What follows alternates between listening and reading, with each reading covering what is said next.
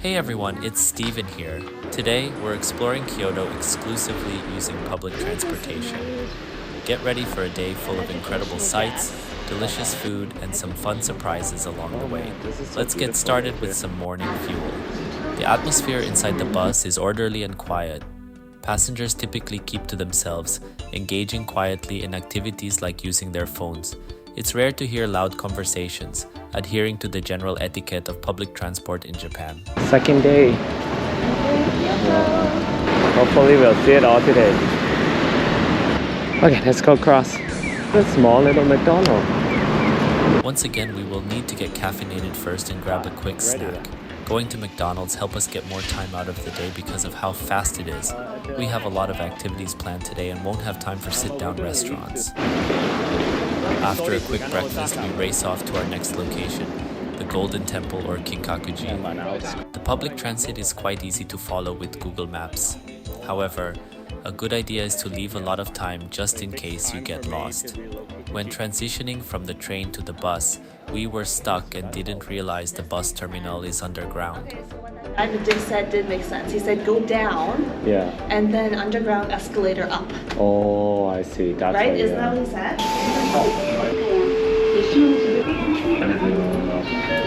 The bus ride from Kyoto'S station is only 9 minutes. We have to be consistently checking Google Maps to make sure we get off at the right stop. If you do not have enough funds for the transit, the bus accepts coins and will give you change too. This is amazing. Although I usually load my Suica card on my watch because it is more convenient. Another quick tip to save time is to stop by convenience stores to buy a quick drink and snacks. The activities in Kyoto takes a lot of transit time in between different attractions. $4. Yeah, it's way more expensive here. Like this is $3. Donkey is like 88 cents. Well, actually, these are like $1, but still. Look, salted rice ball. Oh, that's so unique.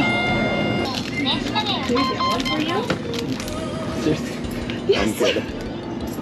For me? Why? Yes, for you. How much is it? I don't know. Oh, it's $5. $5? Yeah. On American Express. They got the other ones.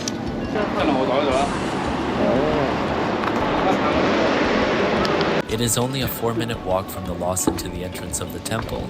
However, there isn't much to see right outside the temple. It costs 500 yen to enter this temple per person. If you ask me if it is worth it or not, I would say it really depends if you're a person who's interested in culture. I'm personally here for a picture to post on Instagram. Even the tickets look so authentic. It looks like a piece of scroll. It looks like a charm. Yeah, like a charm. Pick one brochure per person. Oh, those leaves are weird. After you enter the attraction, it is just a simple walk around the temple. This whole place is just like a garden. Like fingers. Yeah, it's a finger. It's beautiful.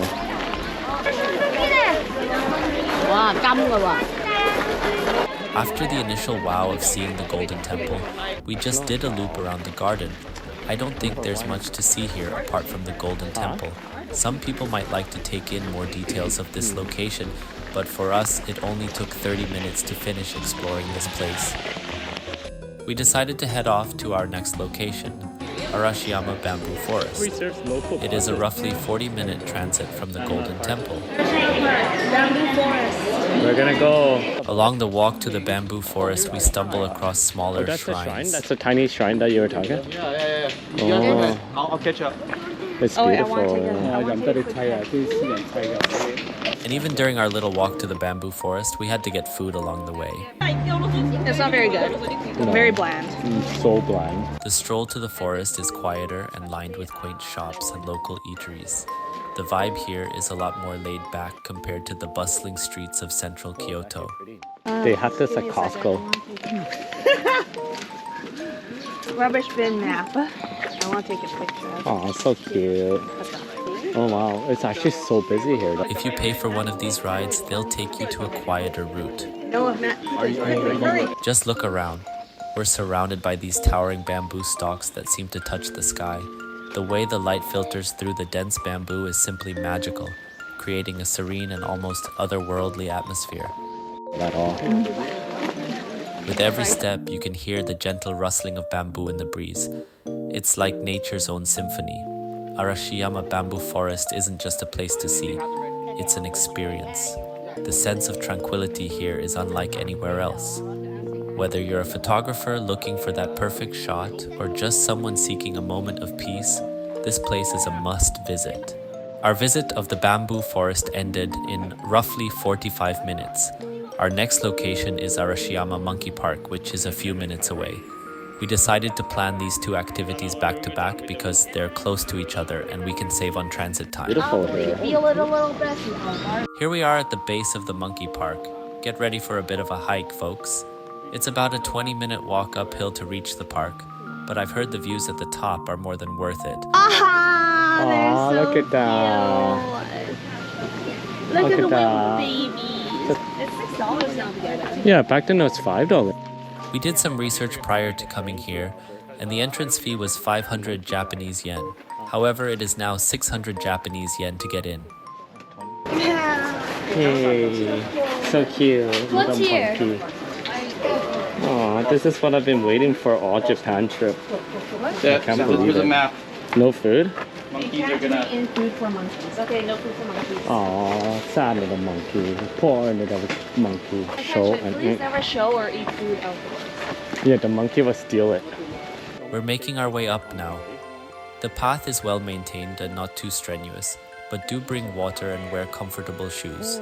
As we climb, the city starts to unfold below us. The views are getting better and better. To be honest, I'm a guy. I can like literally pee down here. I don't think you could. I've never seen you do it though. The hikers, something like, why is it raining? Why does the rain smell so familiar? Yeah, it's like smells so familiar. It's like, oh my god, it's some guy peeing bro up there. Like I get pee down here, I'm pretty sure I'll reach the hiking trail, right? Yeah. When seeing upper tooth, it's afraid.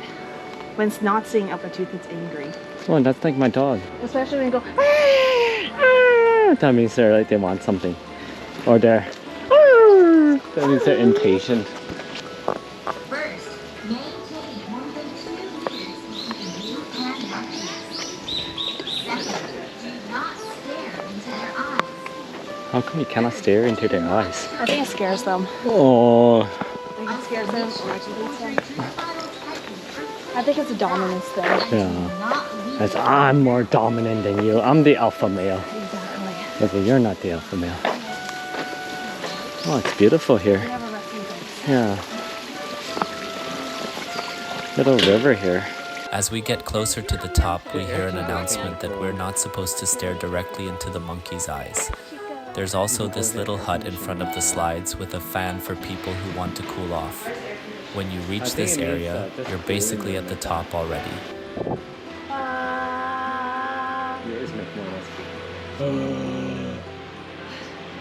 There. Yeah, look at that little monkey. Oh, look at there's so much monkeys. Like over there, see that on that little. Oh, I see Oh that. my god, it's so cute. I wanna ride it. They're 12 kilos. I'm sorry. That's 24 pounds. Like you could ride them, you know. Oh, look, they're grooming each other. Oh my god, no way. It's so cute. He's resting. Oh, there's a baby. Oh, they have a baby, that's why. Daddy, mommy, baby. Tina. Oh, look at that. But this is something you can see on YouTube easily, but Seeing it in person is different. seeing it in person is so much different. Stevie! Huh? Look, there's a baby. Oh, look at that. Huh? These monkeys are surprisingly calm around people. You can really see their personalities as they interact with each other and us. It's important to remember to feed them only at designated feeding spots to keep both us and the monkeys safe. Oh, look at that. No, look. No way, I see that. No way, it just opens it. Oh my god, it cracks it too. I'll give it to the baby monkey. Here you go.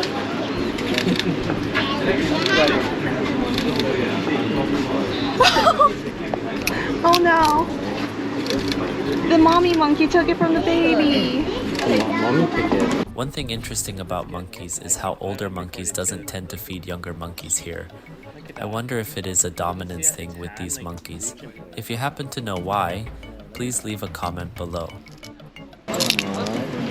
It's eating it itself, it's not giving it to the kid. No. I think it's a hierarchy. I read somewhere. Oh, so they don't, like even the mommy doesn't give it to the kid? No, well the mommy breastfeeds it, I think. Then the kid gets the food. That's Yeah. how it works. But I think it's a hierarchy if I remember correctly. No, I want to give it to the baby. Oh, the mom wants it. There you go, baby. Oh, you feed it directly. Oh my god, it just, do you see that? You just took it or what? Yeah, the baby was grabbing it, so they eat it, and then the mom just grabbed it off the baby's hand. I'm gonna grab it. It is a hierarchy. See, what? Look at that. You saw that, right? Oh my god, the mom eats everything. Oh no. Time for the best side. Just get closer to it. Oh my gosh. Oh my god, no way, they're fighting. Oh my gosh. They do not like that. Oh my god. I guess it's a hierarchy. Yes, it's the hierarchy. Oh, that's why they were fighting for it. And then Well, technically you should be feeding the mom first, but the baby's so cute. I think it's almost hilarious now because you have to distract the older monkey in order to feed the babies. I think if I were to live in Kyoto, I would literally come to this park every month. I don't know if I can get bored coming here. The hike up to this mountains is also great exercise too. I think we spent over an hour and a half at this location. It was a 20 minutes hike up the mountains and a little quicker coming down. Feeding the monkeys was such a fun experience, and I spent a long time watching the monkeys play. As we hike down the mountain, however, there are less and less monkeys. what we're gonna do is we might just, it's a 15-minute walk to that RT. And then The walk across the Togetsuke Bridge from the monkey park is very scenic. For lunch today, we wanted to try McDonald's Japan. They have a lot of specialties you may not find in North America, such as the ebi burger or the teriyaki chicken burger. Eating at fast food restaurants also gets you more time out of your day because they're easy to find and extremely quick. The train rides in Kyoto can get quite packed during rush hours, but it is surprisingly quiet despite how many people are on the train. The train stations here almost reminds me of airports. You really need to follow your Google Maps and read signs to know where you're going. A lot of the time, the difficulties is finding the right signs based off Google Maps. hello. Okay, English. Spicy nuggets or fries? Oh yeah, maybe let them go first. Yeah. Could you just go there? Oh, go there? Oh, okay. Yeah, thank you. Because the left side is already so. Oh, that one's the waiting. Oh, I see. We were surprised at this worker's English. We asked her later and she told us that she lived in America before coming back to Japan. Her warm welcome and help today was amazing. First up, this teriyaki chicken burger. It's a unique twist on the classic burger, featuring a juicy chicken patty drenched in a sweet and savory teriyaki sauce. The sauce is rich and flavorful, a perfect blend of soy, mirin, and a hint of sugar, coating the chicken beautifully. I personally find the ebi burger tastes better with its crispy fried shrimp patty. Chicken. Is it good? Good. The burger fries is slightly better. Alongside the burger, we've got the classic McDonald's fries. Interestingly, I've tried fries at several places besides McDonald's, and I've noticed they taste a bit different from those in North America. They're slightly more on the stale side here, not as crispy as I'm used to, but they still make a decent side for the meal. Now we're about to head to one of Kyoto's most iconic spots, the Fushimi Inari-taisha, known for its endless torii gates. Interestingly, even the train station near these gates have the designs of Torii Gate. The train station is located right at the attraction the moment you walk out. We're now at one of Kyoto's most iconic sites, Fushimi Inari-taisha. This place is famous for its thousands of vibrant vermilion torii gates. Right at the entrance, you're greeted by a giant torii gate. Along the attraction, there are also places that sell charms. It's great how these small businesses are part of the experience here. Exploring Fushimi Inari-taisha is not just about the physical journey through the gates, but also a spiritual and cultural experience. There's a sense of tranquility and awe as you experience this beautiful attraction. Oh wow, it's bigger than I thought. How come in pictures are so small? The initial walk through the gates make you very impressed at the beauty of these gates. I can't stop thinking where to take my next Instagram photo. Oh, and then a smaller gate start. There are numerous fox statues in this shrine. Foxes are considered the messengers of Inari, the Shinto god of rice, and you'll see them throughout the shrine complex. Oh, it's nice we had to go to the right. When you enter, you have no choice but to enter to the right side of the gates. Now back to my mission of taking a good Instagram picture. This place will make the classic Instagram shot. Each of these torii gates has been donated by individuals or organizations, and you can see their names and donation dates inscribed on the back. It's like walking through a corridor of history. That wasn't the 1,000 gates? No, I think there's more. Oh, there's way more. Wait, right now. Oh, we're here. Only here. So that's where we are. And then it turns out it goes up and around and then around and then around and then around and then all the way up to the mountain and then back. I don't know. Look, there's a holy paddy field. Yeah. Yashimaga Ike Pond. Wow. Our visit of this location took only 45 minutes. If you decide to hike up the mountain, it will probably take 2 to 3 hours. Oh yeah, like once you turn this side, you saw all the character disappears. It's beautiful. As we head back down, I'm just taking in the last views of this incredible place. Fushimi Inari-taisha is a must-visit in Kyoto, a perfect blend of natural beauty, spirituality, and tradition. We're on our way to Nishiki Market now. It's known as Kyoto's Kitchen, and I can't wait to show you all the amazing street food they have. We just want to stop at this market for a quick visit before having Tsukemen for dinner tonight. This place is a paradise for foodies like us. Going to Nishiki Market is a good way to change up your senses from the tranquility and calmness of the shrines. We walk through the narrow 5-block-long shopping street. I'm surrounded by over 100 shops and stalls. It's a lively atmosphere, with locals and tourists mingling and vendors calling out their specials. The energy here is just infectious. This is a contrast to the peace and quietness of the shrines and temples of Kyoto. Interestingly, even in this market, there is a shrine located within. We will just do a quick walk around this market and get crepes and snacks first before heading back tomorrow to explore it in detail. How is it? Look at them fight for it. Oh my god. How is it? Hot. Hot, so hot. We've just finished exploring a quick visit of the amazing Nishiki Market and are now on our way to Wajuryumen Shugari for dinner. This restaurant is famous for its tsukemen, a unique and delicious style of ramen. Tsukemen is a unique noodle dish where the noodles are thick, chewy, and served cold, which actually enhances their texture. The broth is rich, hearty, and full of flavor, often with a hint of fish or pork, and a beautiful depth from soy sauce or miso. The idea is to dip the noodles in the broth before each bite, coating them with the delicious, umami-packed soup. $5? Wow, $5? We passed by a lot of different restaurants on our way to Wajuryumen Shugari. Kyoto is full of places for delicious food. Like the dipping ramen. Oh, the dipping ramen. Yeah, it's really Love good. that. There's Okay. like you go down, you order, and then you come in and come out here. Oh, really? Okay, thank you so much. We spoke with tourists standing outside and they say this place is so delicious. When you enter and leave the restaurant though, be careful not to hit your head. The ordering process is quite simple. You interact with a touch screen, which includes pictures. The menu is in both English and Japanese. The prices are reasonable, around $9.50 to $12 per bowl. You can see the prices on screen.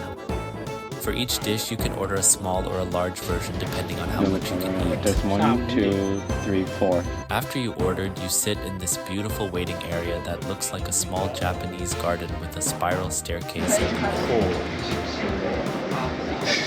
Once again, we are not sponsored from any of the restaurants we go to, So my goal is to make the most unbiased review of what it is. So far the experience is quite beautiful. The waiting area is quite zen-like due to the Japanese garden itself. The price is reasonable and the ordering process is quite intuitive. There are no employee interaction till this point.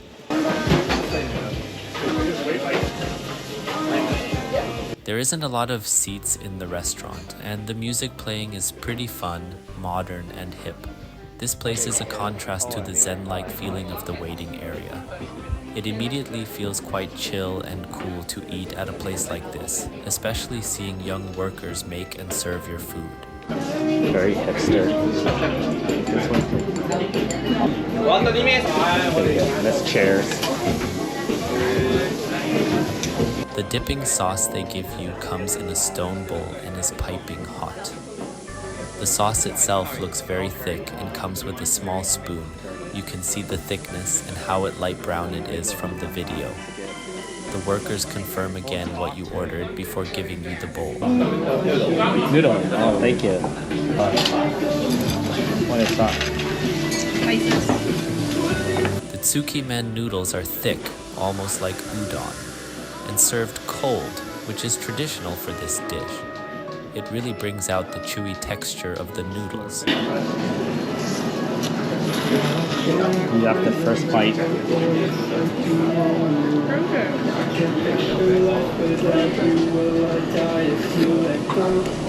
Wow, the flavor explosion is incredible. The sauce is a perfect balance of savory and sweet, with the pork adding a hearty depth to it. It's not overly salty, which sometimes can be a concern with soy-based sauces.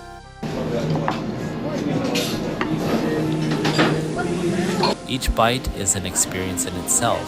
The noodles perfectly capture the sauce and it's just phenomenal. It's rich without being overpowering, and the meat is cooked to perfection. You can really taste the care and precision that goes into making this dish. However, after the initial first few bites, I find that the sauce does get cold very fast, especially when you dip cold noodles into it. And after the sauce becomes cold, the dish does lose some of its magic.